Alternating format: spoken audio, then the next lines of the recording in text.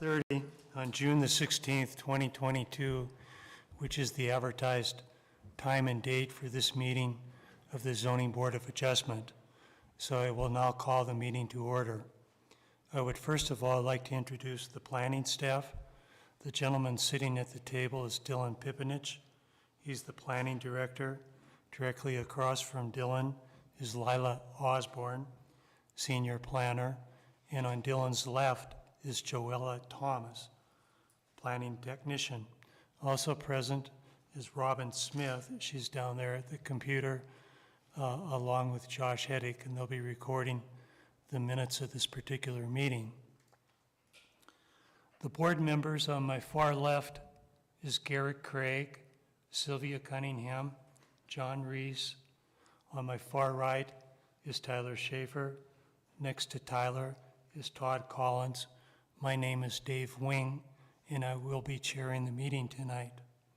The first matter that we need to concern ourselves with are the minutes of the last meeting, which need to be approved.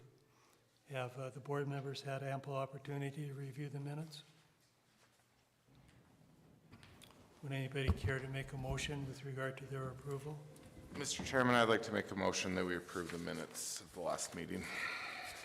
It's been moved and seconded that we approve the minutes of the last meeting. Everybody in favor indicate by saying aye. Aye. The minutes have been approved by voice vote. The first substantive matter on our agenda is special use permit application 22-000010, an application by Capgrass Holdings LLC. And I see that Loretta Bolliard and Mr. Fortune are present representing them. So we now may hear presentation by the staff with regard to this matter. Are you?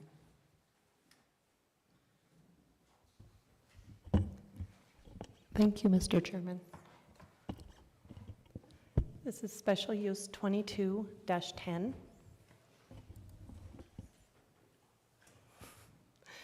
Special use permit application for special use number 10. The applicant is Capgrass Holding LLC, and Justin Fortune of J. Fortune Construction is the agent. The proposal is to locate a new 4,000 square foot building with staff who will specialize in providing access to mental health services in Butte and surrounding areas. These services will include psychological and neuropsychological assessment, psychiatric medication management, as well as individual and group counseling. Patient population will include children, adolescents, adults, geriatric with a wide range of psychological and neurological conditions. The staff findings: medical, dental, and professional offices are recognized as special uses allowed in any residential zoning district, provided that the prescribed use is in harmony with the other uses permitted in the zone and not found to be contrary to public interest. The special use process provides for review of public input, a measure of potential impact of the proposed use on the surrounding neighborhood, and compatibility of the proposed use with the adjoining neighborhood. To provide the board with information about the process, the proposed special use, the applicant and planning staff have responded to the established 20 questions outlined herein. The zoning district is in an R2, as you can see outlined here in the purple. Here's an aerial view of the area outlined again in the purple. Location, character of the property and surrounding buildings. The property is in an R2 two-family residence zone, which allows single and two-family residences. The parcel in question contains a mix of residential and commercial properties. The property directly to the north is a commercial building. The adjacent property to the east is a vacant lot, and a residential home is further east of that. Directly to the south is another commercial property. To the northwest is a vacant lot, and the southwest is a Ware Early Head Start building. The subject property is approximately 1.02 acres of vacant land. Substantial changes that have occurred in the surrounding land uses since the original adoption of the ordinance. The development in this area has not had any substantial changes since the adoption of the ordinance. The subject property is in the Uptown Edge place type in the comprehensive plan. The Uptown Edge place type serves as a transitional area immediately surrounding the Uptown core and is intended to promote a mix of commercial-centric development interspersed with multifamily residential, but at a much less scale of density than the core itself. In the purple is the proposed medical center. It's in the Uptown Edge, and right to the south, or excuse me, to the west is the Uptown core. Proposed fencing, screening, and landscaping. The applicant has submitted a preliminary site plan with the proposed landscaping area. They state the site will meet or exceed Butte-Silver Bow's landscaping requirements. The only fencing that will be installed is provided to provide protection for the retention pond, and it will be a 4-foot chain link fence. Here's a photo of the proposed landscaping.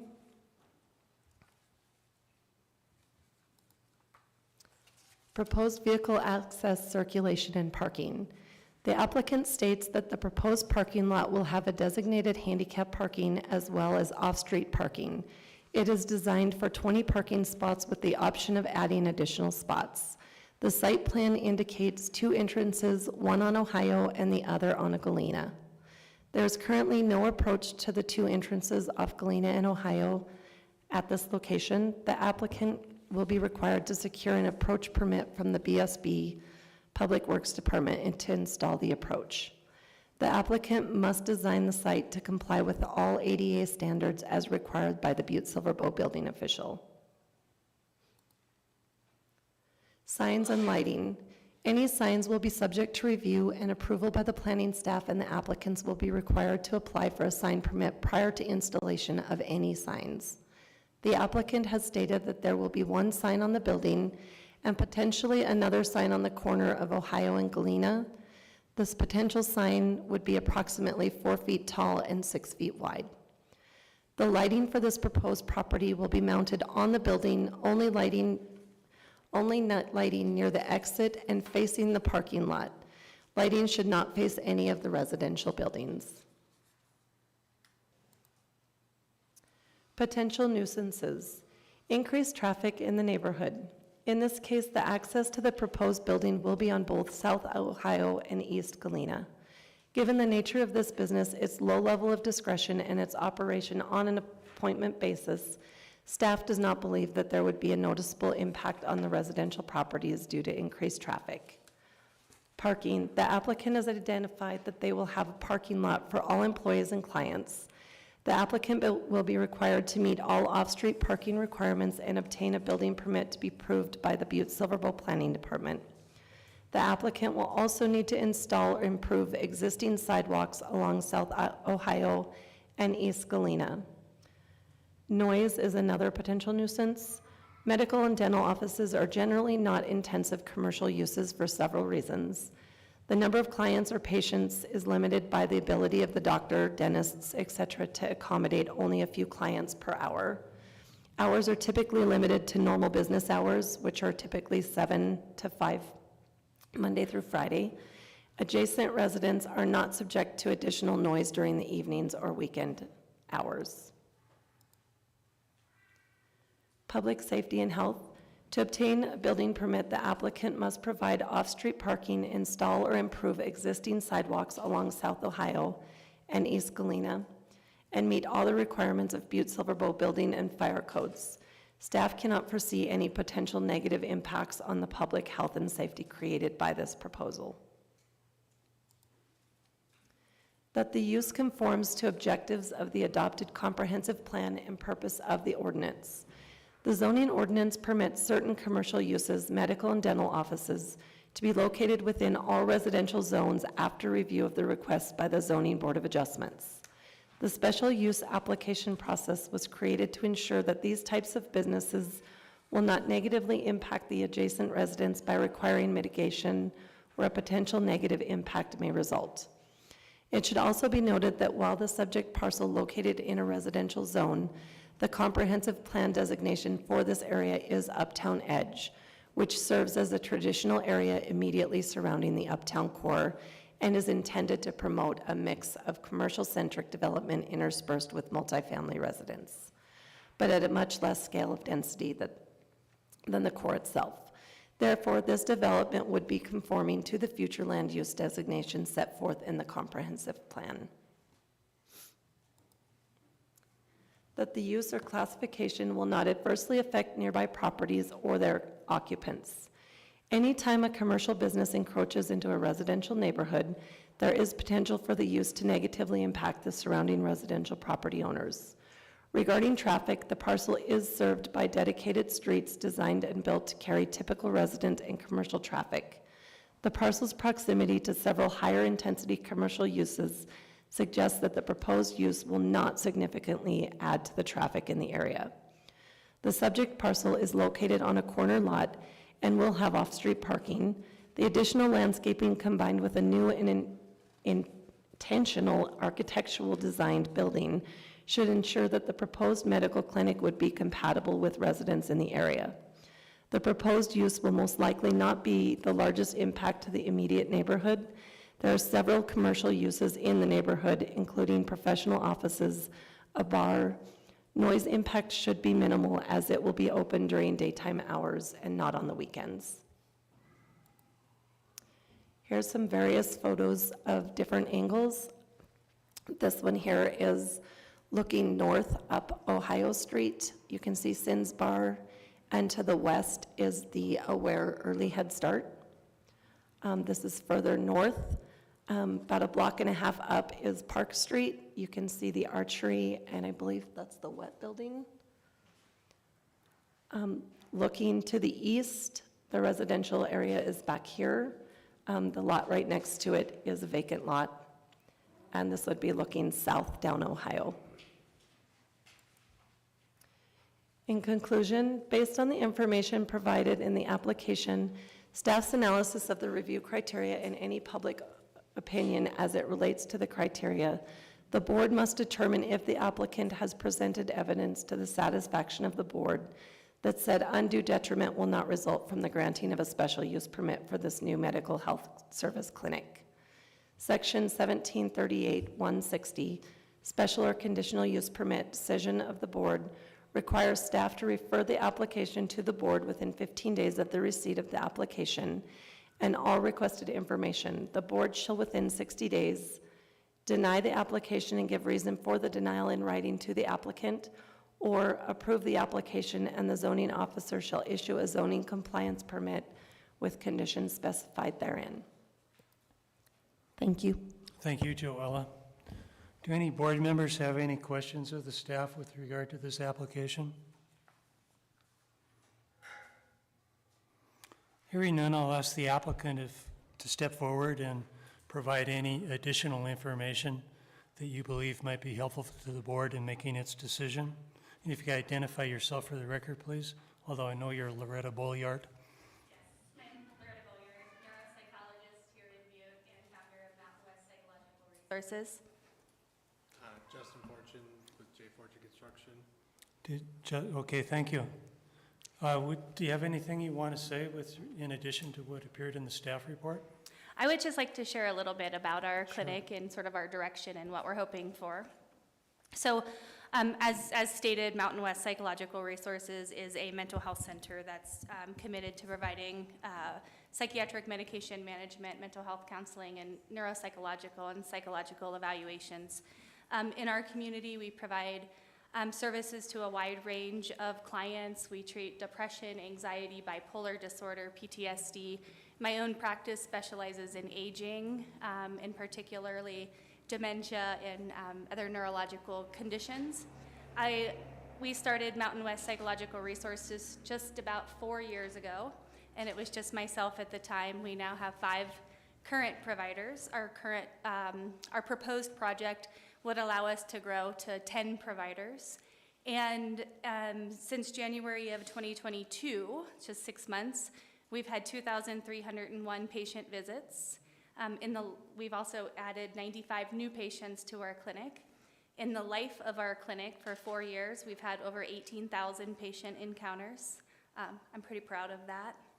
And currently we have 2 psychiatric nurse practitioners, both booking out into the middle of July. We have 2 mental health counselors who are not taking current patients, and my own practice is booking out until November. And so we are really desperate for providers, and in order to bring on new providers in our clinic, we essentially need new space. And so I'm really hoping that, that the committee will take into consideration the needs of our community in considering this proposed project.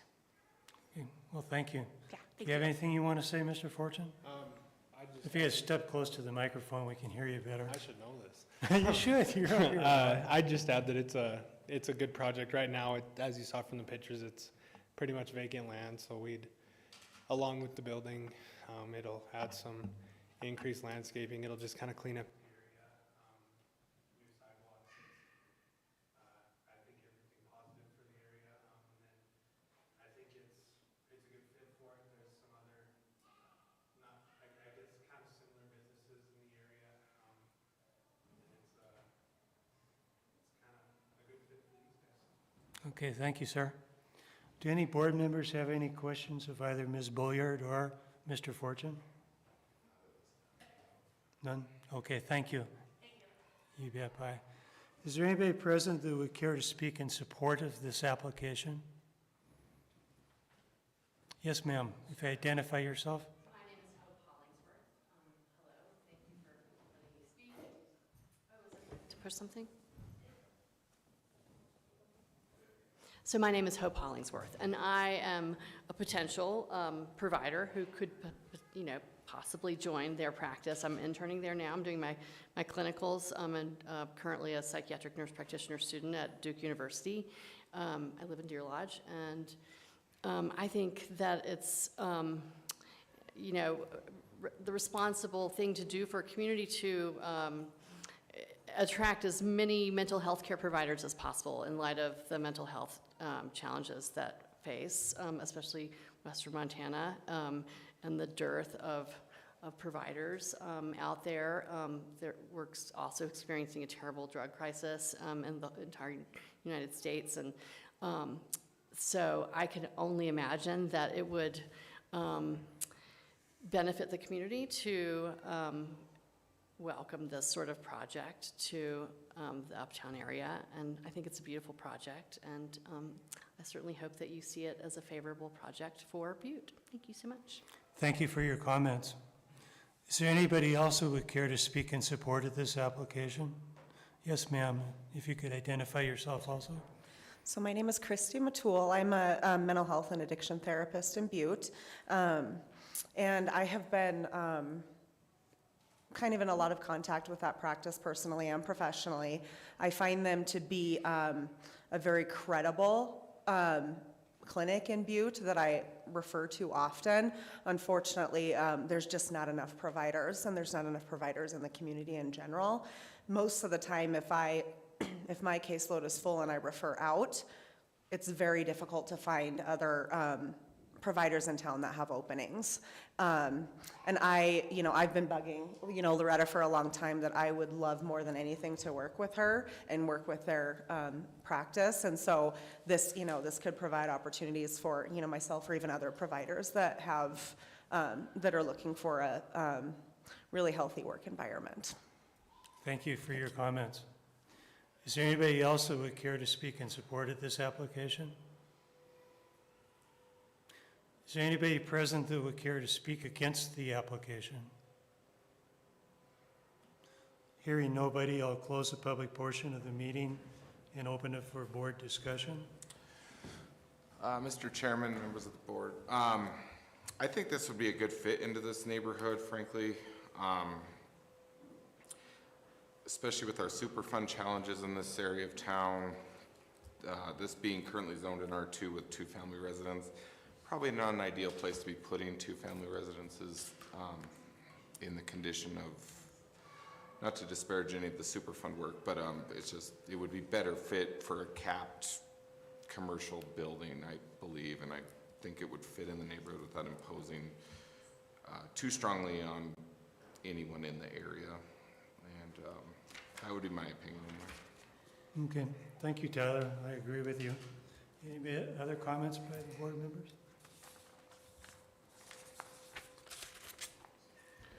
Mr. Chairman, staff has provided you with a list of possible conditions if the board feels that this is an appropriate use for the area, just as a reminder. And these are the conditions of use. Have you been provided with that, Mr. Fortune, Mr. Boyard, Ms. Boyard? I have. Okay, and they are acceptable to you? I would like to share this with Mr. Fortune.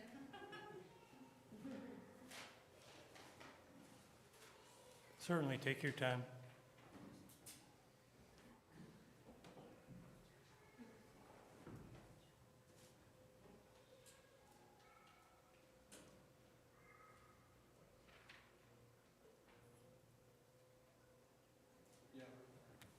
Got the thumbs up from Mr. Fortune. And I assume also from Ms. Boyard, is that correct? Okay, thank you. Does any board member care to make a motion with regard to this matter? Mr. Chairman, I'd like to make a motion that we approve special use permit 2240 and a 10 with the conditions of use as outlined in the staff report. Okay, moved by Mr. Schaefer and seconded by Mr. Craig. We can now vote with regard to this matter.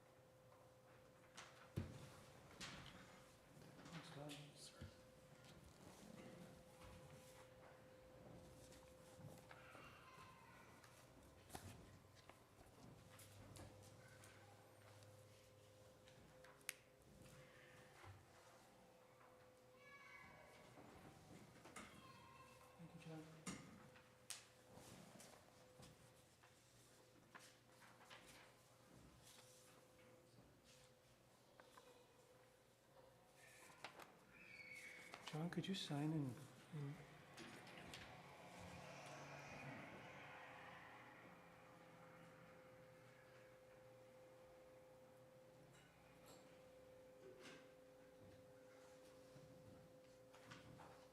16th. Thank you.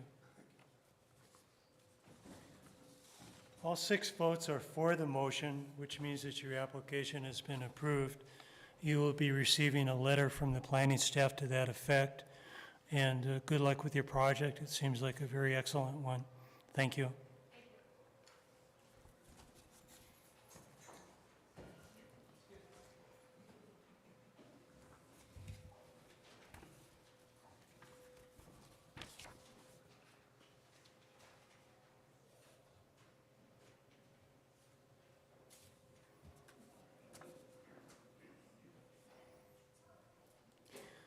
Okay.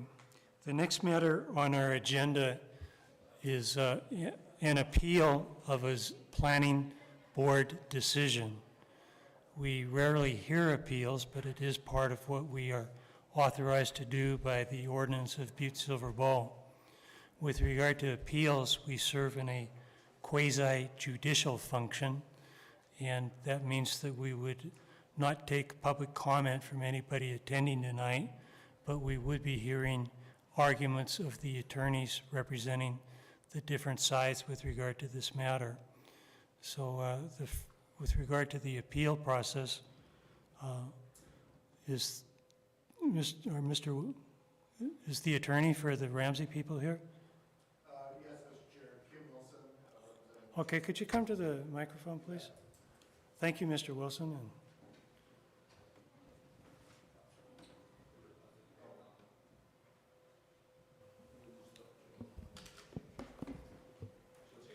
Oh, okay. Thank you, Mr. Chair, again. For the record, my name is Kim Wilson. I'm an attorney in Helena with the law firm of Morrison, Sherwood, Wilson, and Diola. I'm representing the Ramsey Citizens Council. This group was formed 5 years ago, actually probably 6 years ago now, in part due to concerns about the Love's truck stop proposed to be built on the edge of their small rural community. Several members of the group are here tonight, more than several, it looks like. Thank you for hearing the appeal. Mr. Chair, and I think you've just confirmed this, based on an email from staff, it's my understanding we're just doing oral argument tonight and not any evidentiary witnesses. Is that correct? that would be correct. Okay, great. What I'm planning on doing is probably a 15 or 20-minute presentation using the PowerPoint. I think all of you have gotten a copy of my PowerPoint. Sure. So I wanted to provide that as a courtesy. Take what time you need. And I'm also, I gather that we've this afternoon received an objection or a document from Love's attorney, and just briefly had a chance to review that before coming down here. I'm assuming they're going to also have an opportunity to respond or to address the appeal? As a concerned party, they would be entitled to do that. Okay. Just wanted to clarify that.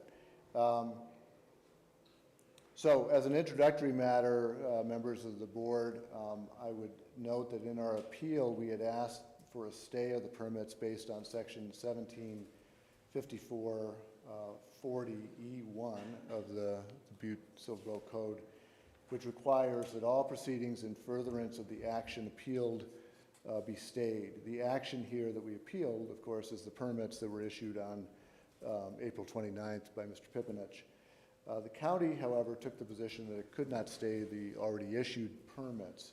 So we went to court a couple of weeks ago seeking a writ of mandate, which Judge Whalen issued 2 weeks ago. He stayed the permits and he issued an order ceasing any related construction activity pending your decision on this appeal. So that's the current situation. Looking at slide 1, by way of background, as you all are well aware, I'm sure, Ramsey is a small historic community west of Butte. The view is looking south from the interstate exit with the town on the right and proposed Love's out of view on the left. We have appealed 4 building permits and 1 excavation permit issued by Planning Director Pipinich on April 29th. The basis for our appeal largely is that the planned development in whole or in part, depending on this map issue, does not comply with the Ramsey zoning, which is intended and designed to preserve the small town and rural character of the area. Slide 2, please.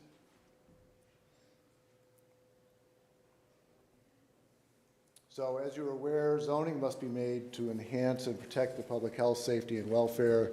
That's what the Montana Code tells us. That legal principle is carried over into the Ramsey zoning code at 1735.020, which requires essentially the most stringent interpretation of the regulations. So the first issue before you tonight is which map controls. As you can see from the appeal and from the county's and now Love's responses, there's a dispute about which map controls and therefore where Love's kind of falls in the lines of that zoning in relation to the various zones. Slide 3, please.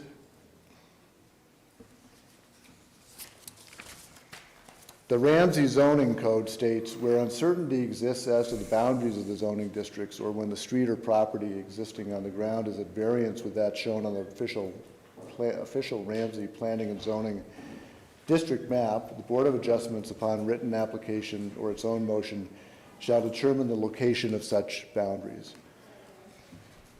Slide 4, please.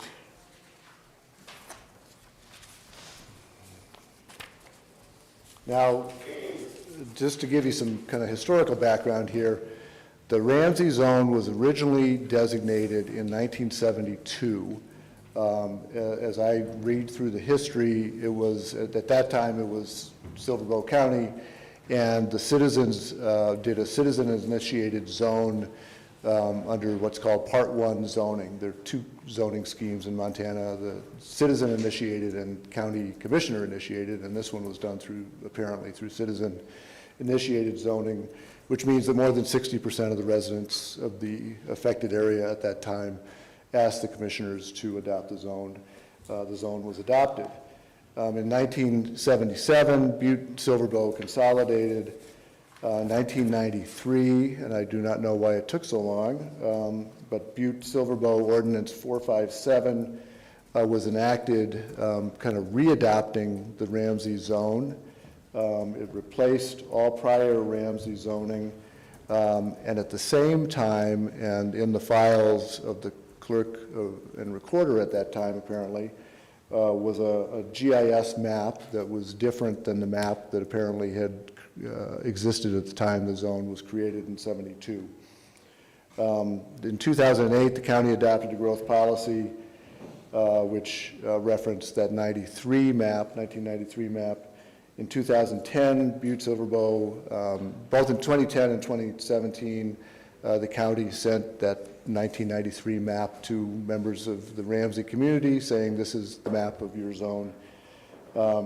However, in 2019, Butte-Silver Bow Planning began considering the 1972 map as a proper map after agreeing to use the map, using the map, the 1993 map, for 22 years previously. And now in their filing in front of you on this matter, they're claiming that that 93 map was in error. So next slide, please. Now this slide superimposes the eastern boundary of each map on Love's development. As you can see, if the 1993 map controls, which is the one on the left, most of Love's is covered by Ramsey zoning. Using the 1972 map, the one on the right, only the western portion is covered. And in a moment, I'll walk you through what that means in terms of, each kind of, if you choose the 1972 map, here's what I think that means. If you choose the 93 map, here's what I think that means. If you could switch to slide 6, I believe.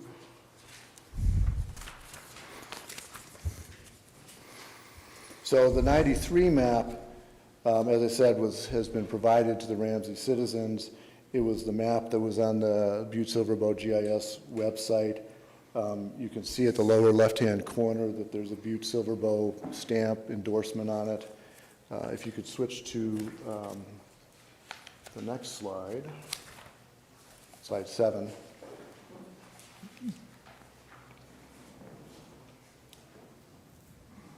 This is the 72 map.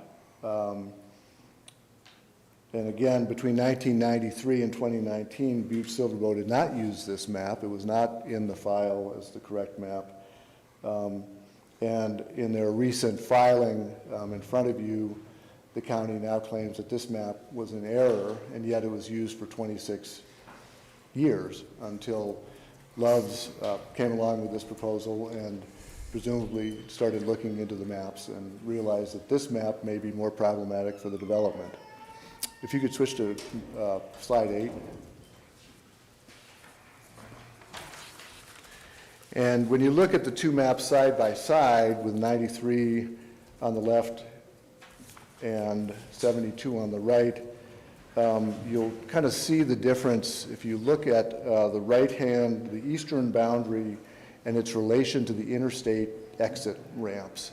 And you'll see that the 93 map on the left goes east, just east of the eastern end of the interchange, whereas the 72 map is actually somewhat west of the interchange. And when I get down to talking about the specific uses in those zones, you'll see what I mean there. If you could switch to slide 9.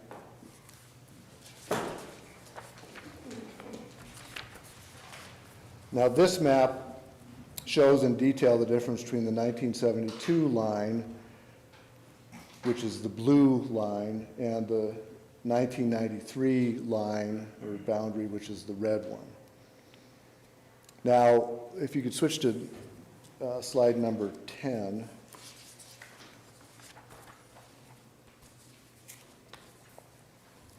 So which map do we use? And again, what the code says at 1735-030D is where uncertainty exists as to the boundaries of the zoning, the Board of Adjustment shall determine the location of such boundaries.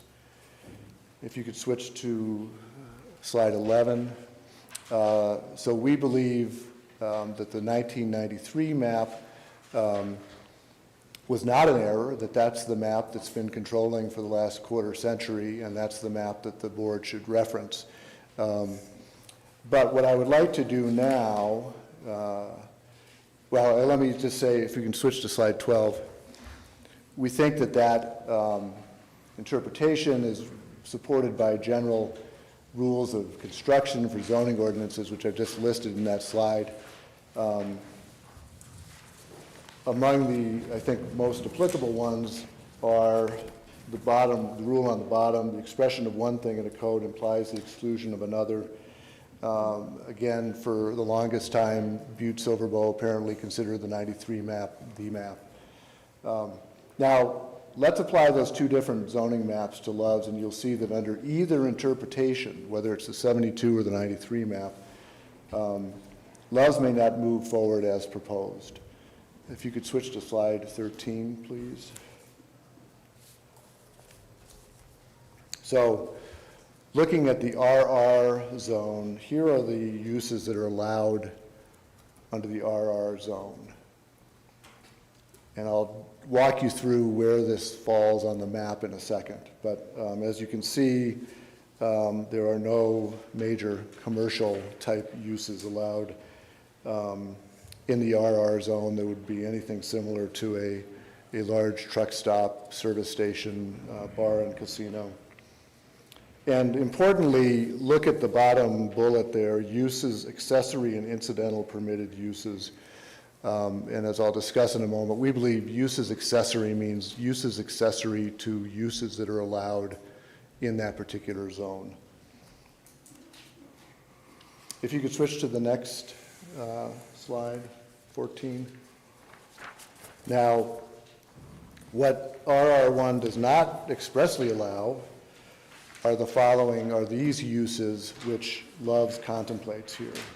So in other words, the RR development does not contemplate non-local commercial development, doesn't contemplate commercial parking, doesn't contemplate commercial parking outside of 130 feet from a commercial zone, doesn't contemplate truck scales, commercial wastewater or stormwater, fuel pumps or truck stops. Now, if you could look at slide 15. So, talking about RR1, if the 1972 map, excuse me, if the 1993 map controls with the farther east boundary, the circled uses, truck pumps, truck scales, tire shop, scale ramp, and truck parking would not be allowed. But even if the 1972 map controls, which is several hundred yards to the west, you still have a scale ramp and truck parking in that zone, even though neither of those are expressly allowed in that zone.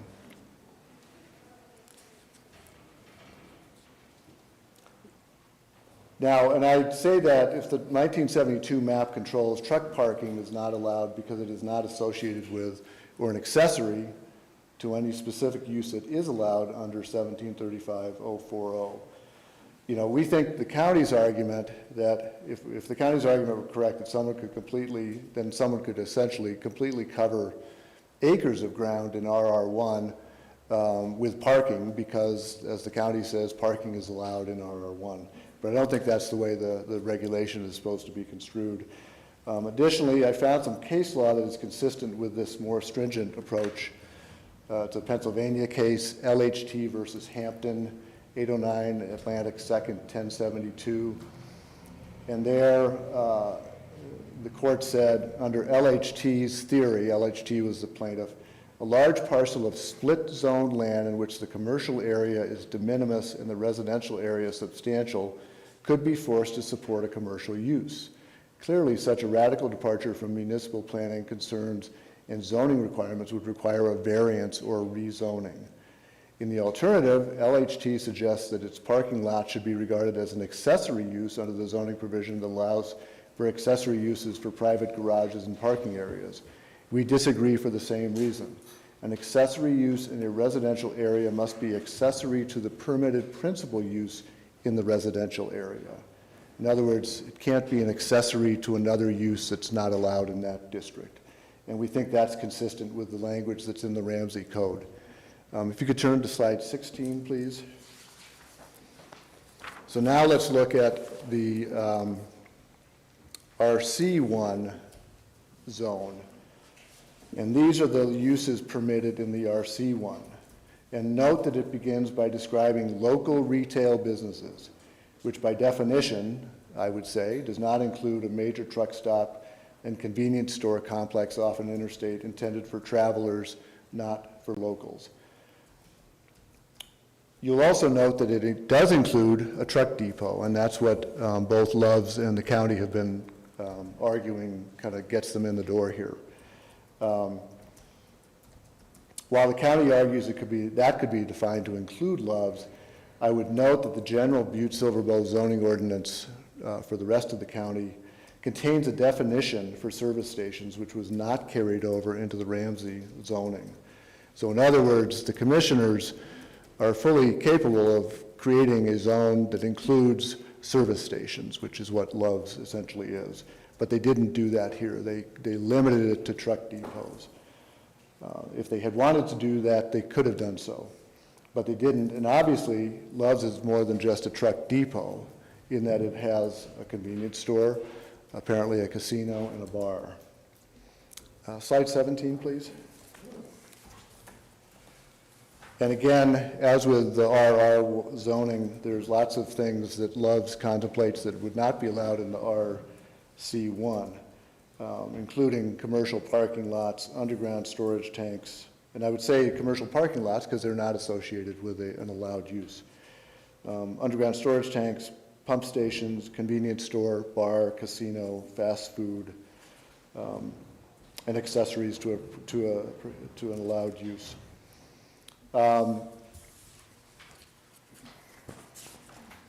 If you could turn to slide 18, please. So now looking at the uses in the RC1 portion of the development, if you assume the 1972, the farther east boundary, then you're excluding, or Loves is proposing a number of uses that would not be allowed, including auto pumps, the store, underground storage tanks, truck parking, and the access driveway. And even if you're looking at just the 93 version, west of that blue line, you've still got 3 uses that are not allowed under our RC1, underground storage tanks, truck parking, and a driveway. So if you could turn to slide, the next slide, I'm not sure what number we're at here. So to summarize, looking at the RC1 zone, if we use the 93 map, which has a farther east boundary, then the entire development violates the zoning and no construction should be allowed. If we look at the 1972 map, the western, more western boundary, we believe the entryway or driveway, if you will, the underground storage tanks and the truck parking still violate RC1. And then for the RR portion of the zone and portion of the development, again, looking at the 93 map with the easternmost boundary, the entire development violates RR and no construction should be allowed. If you look at the 72 map with the further west boundary, truck parking violates the RR, as do the truck scales and the tire shop, access to the tire shop, excuse me. And if you could look at the next slide, 20. The final error is that while Ramsey zoning requires location permits before any construction at 1735-060, there were no specific construction permits, or excuse me, location permits issued here. The county apparently takes the position that location permits are associated with each of the building permits that were issued. And we simply question whether that's the case, given this clear language in the municipal code calling out a specific location permit that must be obtained before any construction. Slide 21, please. So in summary, we believe that the county is relying on the wrong map, that the board here should rely on the 1993 map. We believe, as I've pointed out, under either scenario, whichever map, there are portions of Loves that violate the RR zoning. There are portions, at least, that violate the RC1 zoning as well. Slide 22, please.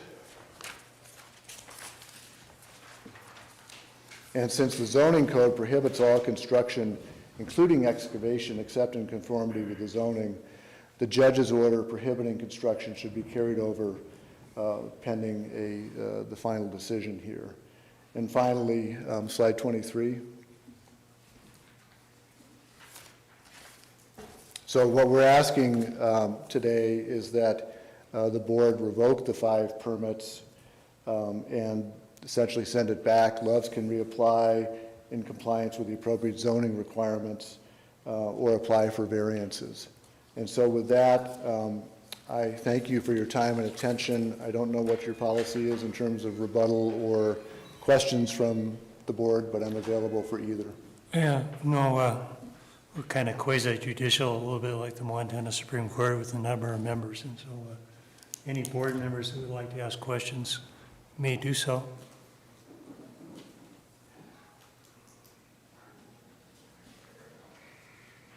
Appears that there are no questions coming your way, sir. Thank you for your Okay. presentation. Thank you. And you will be entitled to rebuttal.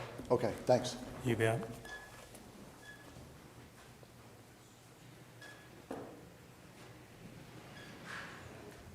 Mr. Peterson, if you identify yourself for the record, please. Yes, my name's Sean Peterson. I'm a deputy county attorney with Butte-Silver County, representing Mr. Pipinich in his decision today. Mr. Chairman, members of the board, first I want to start out, there is no uncertainty in this situation. The resolution in 1972 created the zoning district in Ramsey. It has not been changed since. The zoning district is created by the resolution, not the map. The map is a reference for where the zoning districts are. You can change zoning 2 ways, by a zone change application, which I believe this board deals with and understands, or a resolution adopting a new ordinance. Now you'll notice the attorney for Ramsey has not provided any evidence that either of those took place. So the zoning district has not changed since 1972, as laid out in the resolution of that case.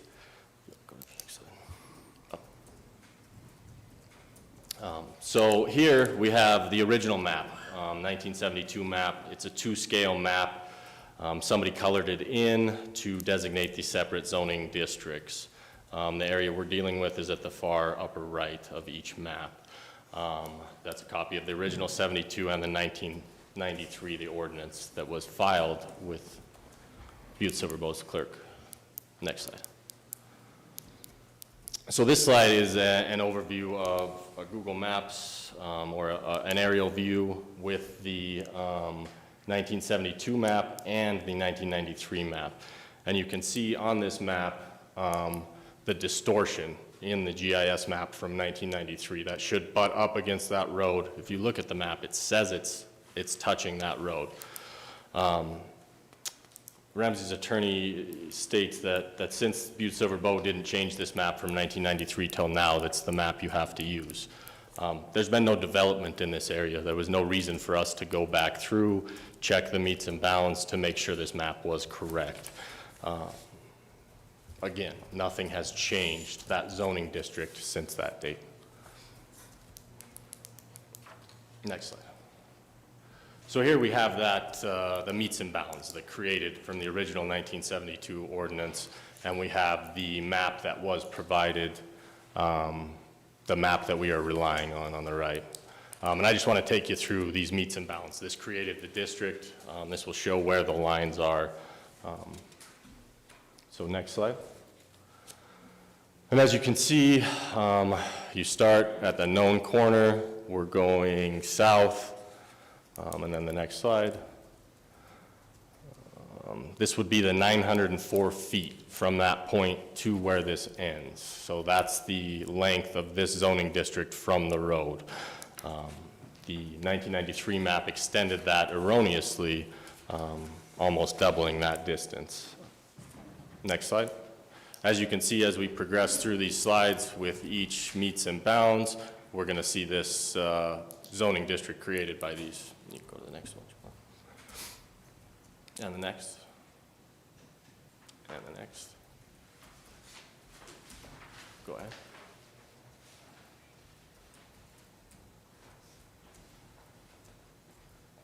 So there the zoning district is complete.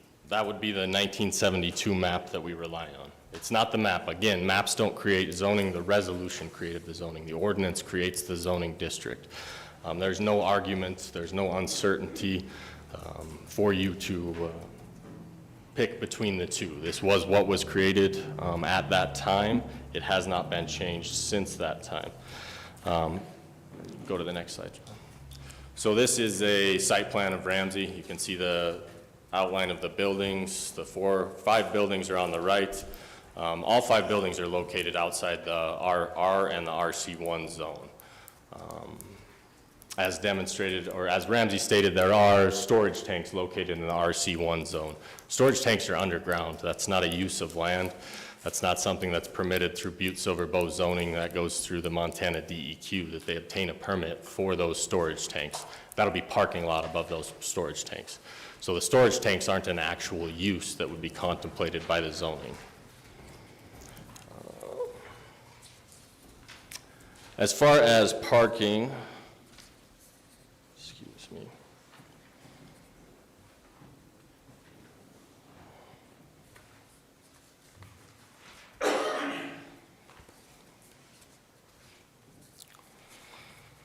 So there's 30 parking spaces for semi-trucks that are located in the RR zone. Ramsey's trying to state that this is not a permitted use under 1735 and 90s and 17.40050 of the Butte-Silver Municipal Code. However, Ramsey does have its own section on off-street parking, section 1735-140, which states in all districts in connection with every business. All districts, every business, whether that's commercial, residential, industrial, recreational, institutional, space for parking and storage shall be provided. It's required. Therefore, it is a permitted use. The RR zone is not a residential zone. It permits 9 types of uses outright, 1 type by authorization of the Board of Adjustment, and only one of those uses is residential. The truck scale, the diesel pumps, all the other buildings are located outside of the zoning district. Go to the next slide. We don't believe that there's any buildings that implicate either the RR or the RC1 zone, but for sake of argument, if you believe the 1993 map is the map we should be using, Ramsey's trying to say that truck stops are not a permitted use. We do believe that a truck stop is a permitted use, that it's not defined by the Ramsey zoning, so we have to go back to a definition of what a truck stop, truck depot, and repair facilities. The definition of a truck depot would be any building or land or portion thereof in which, upon a business, service, or industry involving the maintenance, servicing, storage, or repair of the commercial vehicles and or transport trailers is conducted or rendered. This includes dispensing of motor fuel or petroleum projects directly into motor vehicles, the sale of accessories or equipment for trucks and similar commercial vehicles. We do believe that even if the 1993 map was used, that this would be an appropriate use under that, because it does permit a truck depot. This would count as a truck depot. And you go to the next slide. So the location permit required, you'll see this is the full statute that they're pulling the location permit from. A location permit shall be submitted to the zoning enforcement officer to the effect that such building and the use proposed therefore conforms to the provisions of this chapter. No fee shall be required for obtaining a location permit. So there's no form of the permit. It just says location must be approved. It doesn't say that this has to be done by paper. It doesn't say, a phone call. So you can go to the next slide. This is our location permit. This is an email from Mr. Dylan Pipinich to the applicants, and you'll see there under Planning Department, the proposed location of this project has been determined to be appropriate and in conformance with Title 17 of the Butte-Silver Municipal Code. I don't understand how that would not be the issuance of a location permit. The location was approved. It was approved as it should be under statute.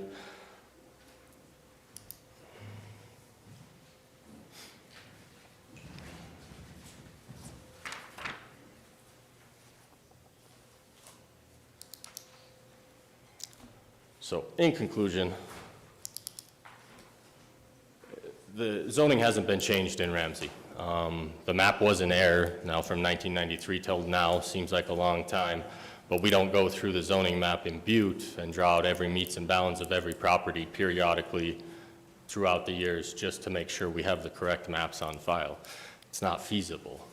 As soon as this was brought to the attention of Butte-Silver, the map was changed, the parties were notified, and we moved forward. We do believe that the permits in this case were properly issued by the Planning Department to Loves, approving all the buildings as they are in the unzoned portion of the property. There is no uncertainty here. The 1972 map controls because that is what created the district. It's the meets and bounds. That's the most accurate way to lay out property. So we would ask the members of the board to deny the appeal at this time. Thank you, Mr. Peterson. Do any board members have any questions of Mr. Peterson? Mr. Chairman, I have one question. So in the adopted ordinance in 1993, none of the meets and bounds that were adopted in 1972 were changed. No, they were So there's no written description of any change of any. No, it says it was adopted in its entirety as written, I believe. I don't think that's the exact language, but it was meant, the intent of that 1993 ordinance was to transfer Ramsey zoning into Butte-Silver-Bow's ordinance in its entirety. The reason that that was done and we weren't joined is when Butte-Silver-Bow consolidated, we were given a choice. Do we follow the city or the municipal zoning laws in the state municipal code, or do we follow the county? Butte-Silver-Bow decided to follow the city. When Ramsey was given that option before then, they followed the county. That is the reason for the discrepancies in the two statutes and why the Ramsey statute is contained in its entirety within the Butte-Silver-Bow statute. Is there anything else? Well, I read the adopted ordinance from 1993 and, found no boundaries, that it was a description or a change, merely to adopt the ordinances and update it to Butte-Silver-Bow's. And I'm familiar with that because we did that too. But I'm confused about the meets and bounds. So if they weren't changed, then you are saying that they hold true even though. Absolutely. The district was created by those meets and bounds. The only way to change that is zone change or by another resolution or ordinance that would go through council. So it hasn't changed. They weren't put in there again. You can't change a zoning through map. I couldn't go file my own map that I drew, no matter my qualifications, and change the zoning of Butte, Montana. If we could do that, it would be madness. Thank you, Mr. Peterson. Thank you. Any other questions of Mr. Peterson? Okay. Thank you. Is there any representative from Loves, a concerned party in this matter, that would care to make some comments? And if you could identify yourself, sir. Thank you, Mr. Chairman, and thank you, Board, for taking the time to consider this. My name is J.R. Casillas. I'm an attorney with the Datsopoulos firm in Missoula. Probably comes as no surprise that Loves is asking the Board to affirm the issuance of the of the permits. That being said, I don't think I have anything substantive to add that wouldn't simply be duplicative of Mr. Peterson's presentation here and our written submission, which I assume the board received today, so I'm not going to waste the time of regurgitating all that again for you. I would just say that, you know, Loves has relied on Butte-Silver both throughout the entire application process to ensure that this project was compliant, not only from a zoning standpoint, but just across the board with all legalities as far as DEQ, DOT, all of those types of things, and really are in the same position with respect to this appeal, you know, advocating to back up local government's position as it's been presented here today. So with that, we would just ask that the issuance of the permits be affirmed, and we appreciate your consideration. Thank you. Thank you, sir. Any questions? Sir, I'm not sure if anybody wants to ask you a question or not, but just in case they Yeah, do. sorry. That's okay.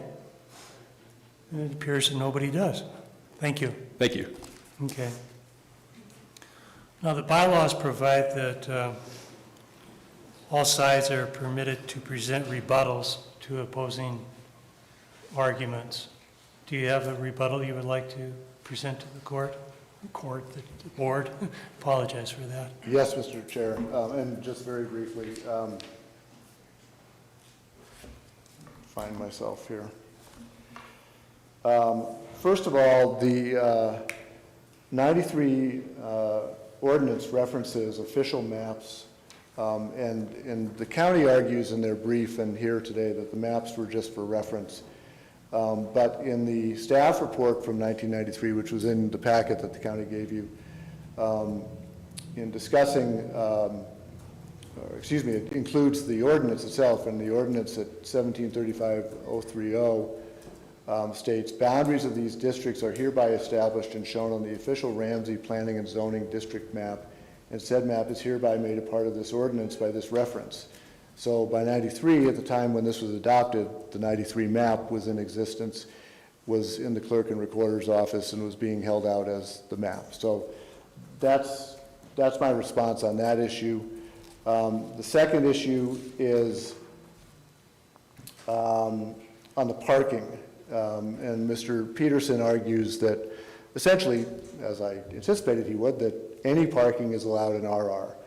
But I don't think that's what the regulation states. So if you look at 1735-140, it says, in all districts, in connection with every business, commercial, industrial, recreational, institutional, and residential use, space for parking and storage for vehicles shall be provided in accordance with the following schedules.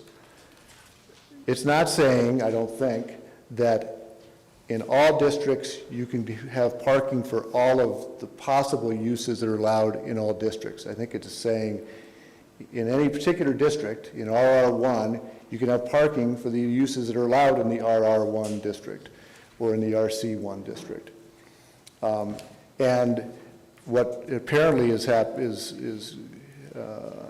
here is that there are going to be 30 spaces for truck parking, long-term truck parking right next to the town of Ramsey. And I question whether that meets the requirements here of 140C, which is one space, parking space for every 400 square feet of floor area. They haven't, the county has, or neither the county nor Loves has tied those 30 parking spaces or the other parking in it to that requirement. So again, looking at the case law that I discussed earlier, you know, any permitted or accessory uses are only those that would be associated with an allowed use. And so, yes, you can have parking for uses that are allowed in RR, but the casino next door is not allowed in the RR, so the parking for the casino shouldn't be in the RR zone. Finally, Mr. Peterson talked about the definition of truck depot again, and I guess I would just point out again that no matter how you slice that definition of truck depot, if you look through that definition, that doesn't include a convenience store, a casino, or a bar, or a fast food place. So with that, members of the board, I'll close unless you have any questions. Okay, board members have any questions? Okay, thank you, sir. Thanks. And as I read the bylaws, Mr. Peterson, you get the opportunity to provide rebuttal. Yes, Your Honor. If I could, Mr. Pipinich, I believe you have the original map. The ordinance from 1993, Your Honor, references Exhibit A.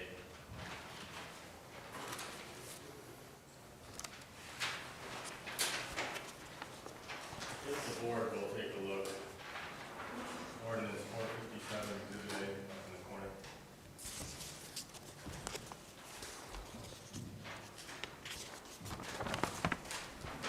That is the ordinance that you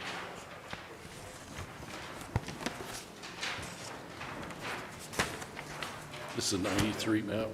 This is the, no, this is the, well, this is the original 1993 map. Okay. And Mr. Peterson, is this the 70? That is, no, that is the GIS map.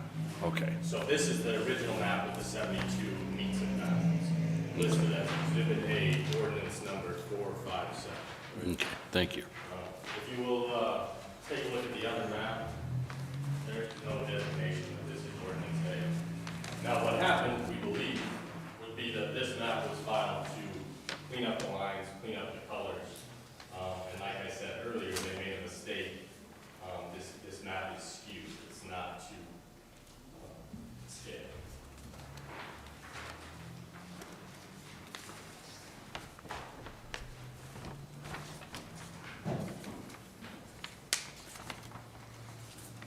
And then as far as the truck depot definition, that would only come into play if the board used the GIS map. Otherwise, it wouldn't matter. The truck depot is located outside in the unzoned portion, 1.5 feet past that zoning line. Nothing further. Thank you. Thank you, Mr. Peterson. Sir, no, nothing from the...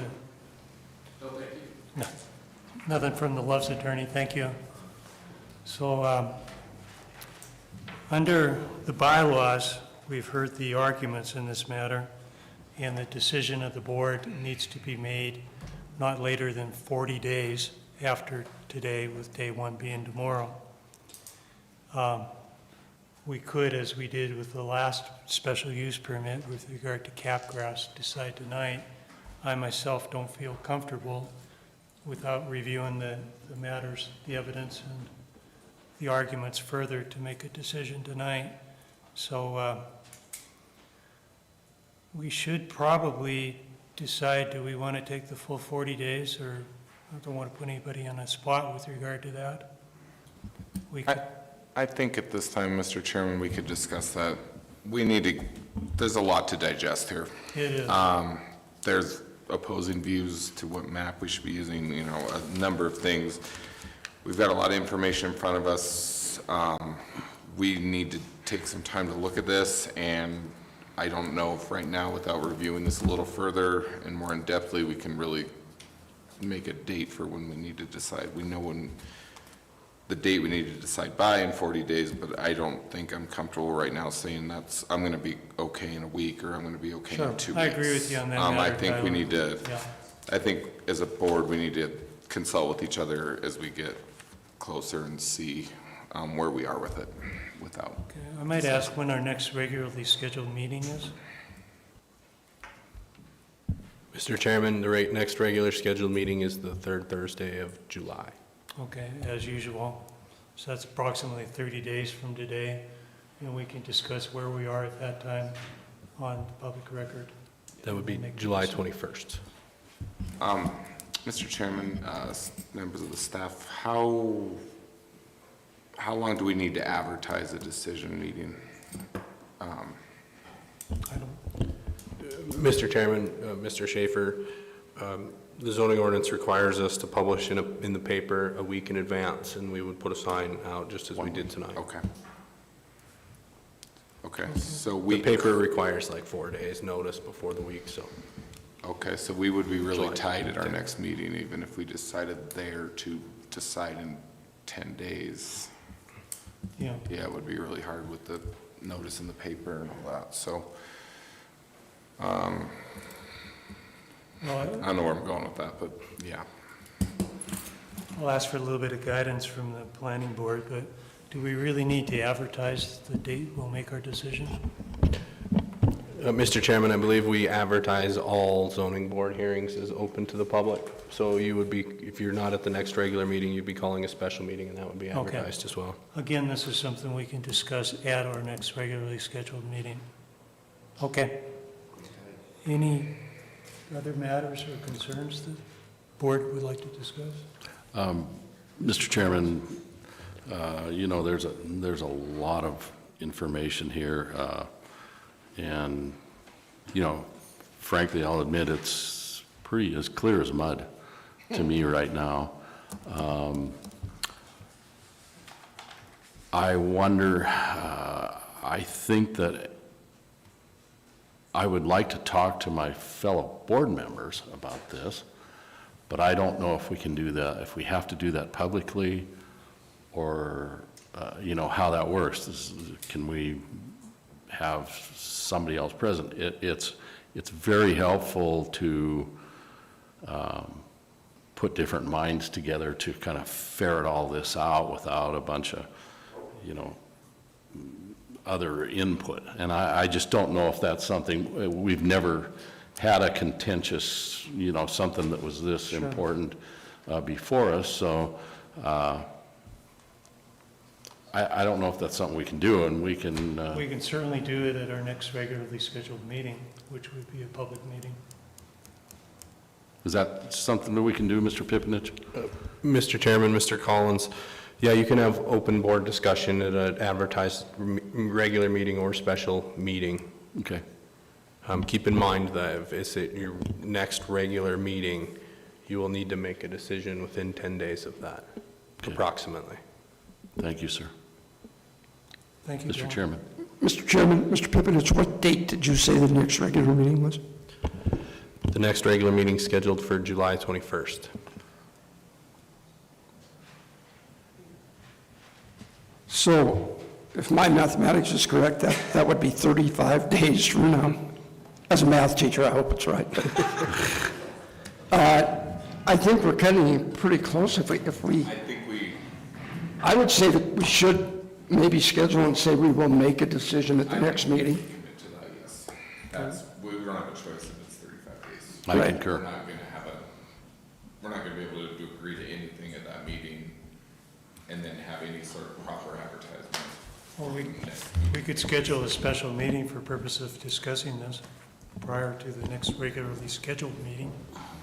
Mr. Chairman, yes, you could, and you could, you know, if you hold this in abeyance, you could discuss and make a decision at the next meeting, or you could hold it again. We would just need to schedule another one. So what does the board think about scheduling a special meeting for purposes of discussion within the next 40 days, but prior to our regularly scheduled meeting, the third Thursday of July?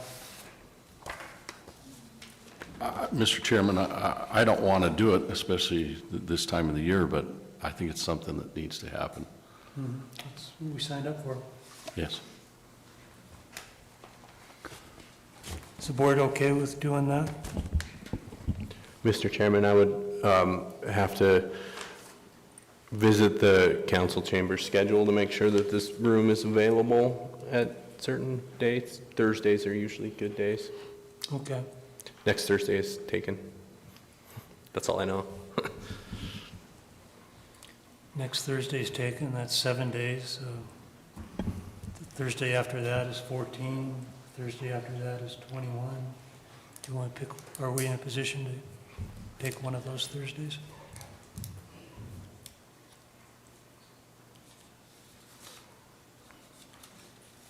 Okay. Yeah, I could confer with the schedule and let you know.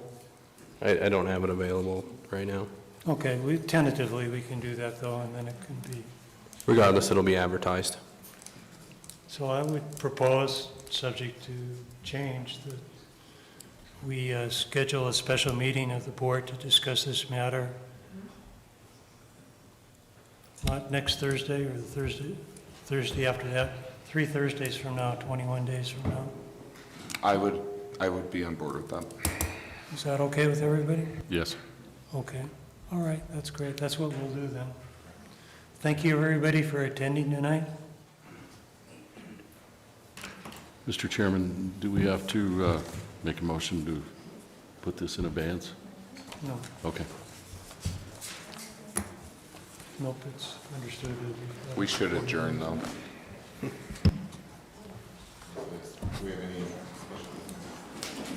Anything special going on?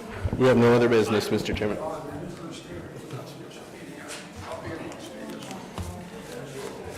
What, okay, we can, that third, 21 days from now, you'll be, We could maybe fit it on a Tuesday, but I can't, I gotta look at, we gotta figure out the okay, well, schedule. it'll be after that, I don't know.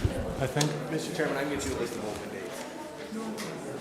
I will get you a list of open meetings. Okay, yeah, and then that's something we can look at and decide. Yeah, we can do that. We don't have to do it today. Yeah. Wow.